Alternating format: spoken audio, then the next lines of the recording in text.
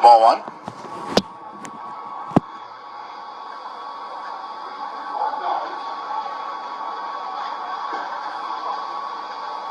The 1-0 pitch from Lika swung on for strike one. 75-mile-per-hour off-speed pitch by Jacob Lika.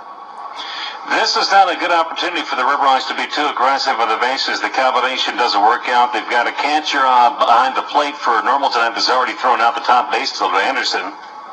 The 1-1 offering swung on and fouled to the first base seats and onto the concourse. A left-handed pitcher on the mound at Litka, and on top of that, Her doesn't have a stolen base this year. And this is also at a point in the lineup where the Riverhawks are likely to even try a hit and run. 1-2 pitch outside for ball two.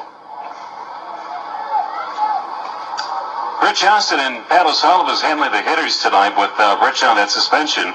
They're not likely to move the runner on a hit and run and essentially take the bat, as Sully puts it, out of the hands of Matt Griner.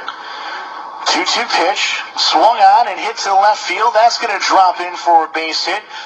Griner's going to try for second, and Her is going to be held up at third base by third base coach Pat O'Sullivan. And the Riverhawks have two runners in scoring position with Jet Butler stepping up to the plate.